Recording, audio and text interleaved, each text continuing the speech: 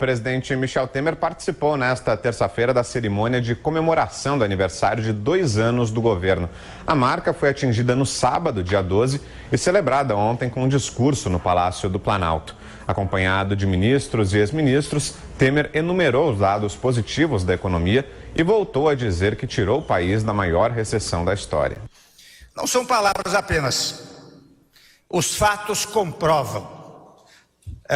Nós começamos esta mudança de rumo estabelecendo uma regra muito simples.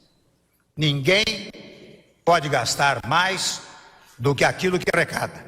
Temer disse que salvou a Petrobras. Salvar uma vida é uma honra. E salvar a vida da maior empresa de petróleo do país, convenhamos, é um privilégio.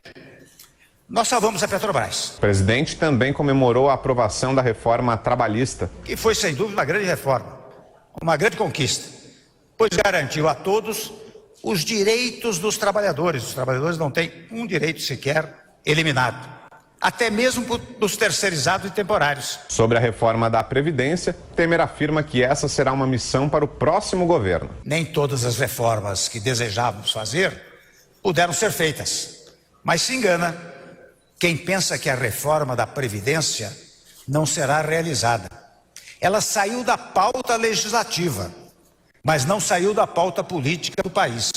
Não haverá quem hoje se candidate a qualquer cargo eletivo que não tenha que declarar o que fará no ano que vem relativamente à Previdência Social. Durante o discurso, Temer não fez nenhuma menção às 2 denúncias apresentadas pela Procuradoria-Geral da República contra ele e que foram arquivadas pela Câmara dos Deputados. O professor, é claro que ele exalta, ele não faria diferente, mas nem sempre ele condiz com a verdade, né? Não, inclusive ele fala para quem? É a primeira pergunta. Qualquer discurso, você tem o emissor e o receptor, né?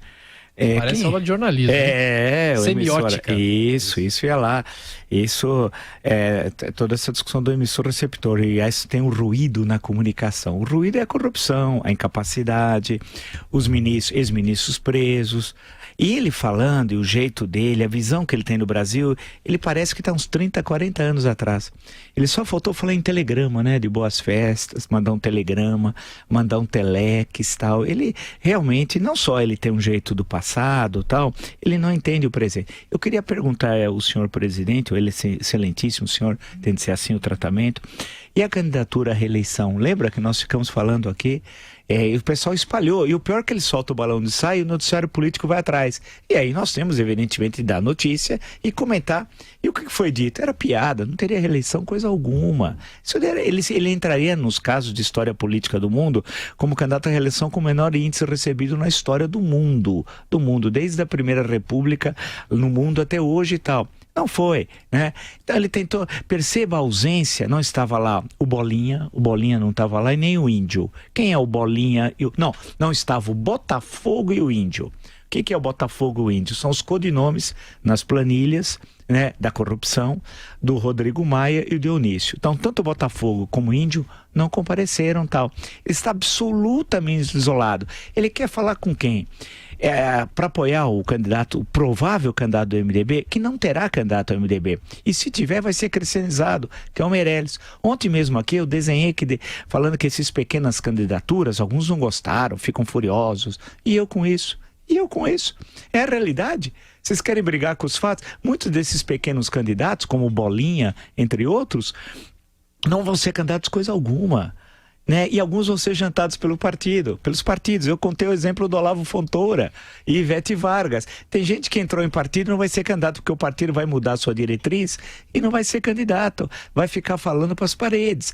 Então, o cenário é esse. Agora, o governo, tem de se reconhecer também, para fazer uma análise serena, conseguiu, quando o Meirelles ainda era o ministro da Fazenda, e bastou ter um pouquinho de respeitabilidade no trato das questões econômicas, retirar o país do pior triênio econômico da história do Brasil republicano. Então isso foi positivo, né?